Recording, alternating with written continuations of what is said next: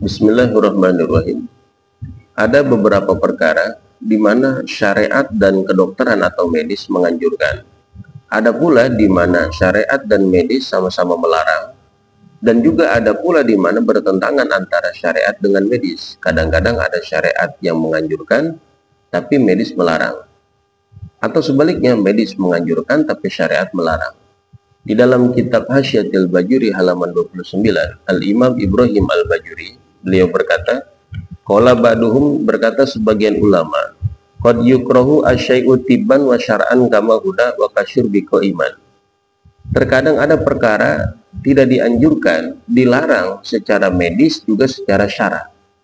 Jadi secara syariat dilarang, secara medis dilarang. Contohnya kamahuna seperti di dalam masalah ini, yaitu masalah menggunakan air yang panas dengan sebab terik matahari di daerah yang panas. Secara syariat itu dilarang, secara medis itu dilarang karena dapat menyebabkan penyakit-penyakit kulit, diantaranya lepra ataupun kusta. Wakasyurbi qaiman, atau contohnya seperti minum dalam posisi berdiri, syariat melarang, medis pun melarang karena dapat menimbulkan banyak penyakit dalam. Kemudian waqad yukrahu tibban wa yustahabu syar'an. Terkadang ada perkara tidak dianjurkan atau dilarang secara kedokteran medis, tapi dianjurkan secara syariat. Seperti qiyamul laili, ibadah qiyamul lail, ibadah yang dilaksanakan di tengah malam hingga menjelang subuh.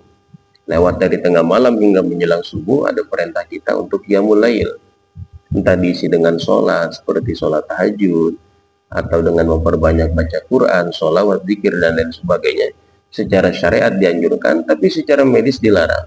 Medis itu memerintahkannya ataupun menganjurkannya adalah full istirahat hingga pagi. Jadi bertentangan antara syariat dengan medis. Contohnya qiyamul lail.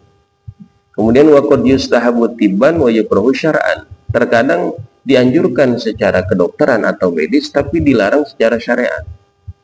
Contohnya kanaumi qabla sholatil isya, seperti tidur sebelum melaksanakan sholat isya. Agama melarang sebelum melaksanakan sholat isya tidur, tapi secara medis itu dianjurkan karena agar full kita beristirahat gitu. Kemudian waqad yustahabu tibban wa syar'an, terkadang akur antara medis dengan syariat sama-sama menganjurkan, seperti kal fitri bisomi ala tamari, berbuka puasa menggunakan buah kurma. Jadi syariat menganjurkan, medis pun menganjurkan. Kenapa? Li'annahu yuraddu yaruddu madhhaba minal basari min athari somi, karena kurma itu adalah buah yang bisa mengembalikan buramnya penglihatan mata kita dari efek berpuasa di siang hari. Jadi ada beberapa perkara di sini di mana secara medis maupun secara syariat terkadang akur sama-sama menganjurkan, terkadang sama-sama melarang, ataupun kontradiktif bertentangan, di mana syariat menganjurkan, medis melarang, atau medis menganjurkan, syariat melarang.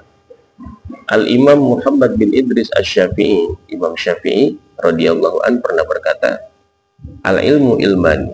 Ilmu itu secara garis besar digolongkan kepada dua. Yang pertama ilmu fikih lil adyan, ilmu fikih yang orientasinya untuk kemaslahatan agama.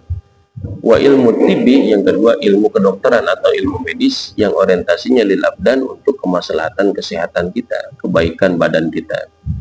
Oleh karenanya bagi kita yang memang bisa untuk menuntut ilmu agama dan ilmu kedokteran secara berbarengan, maka hendaklah kita tuntut kedua ilmu tersebut karena sangat bermanfaat sekali. Kita tahu ilmu agama akan bermanfaat sekali di dunia dan di akhirat, dan ilmu kedokteran akan bermanfaat untuk di dunia, bisa kita amalkan untuk membantu orang lain yang sedang sakit dan lain sebagainya, agar kita senantiasa menjadi jati diri yang bermanfaat bagi orang lain. Mudah-mudahan keterangan ini ada manfaatnya, dan mudah-mudahan dapat kita aplikasikan dalam kehidupan kita sehari-hari, apa yang dilarang secara syariat, apa yang dilarang secara medis, dan juga perkara-perkara yang bertentangan secara syariat dan medis, itu semua dapat kita pahami. Sekali lagi mudah-mudahan ada manfaatnya. Hadanallahu wa iyyakum ajmain. Wallahu a'lam bishawab.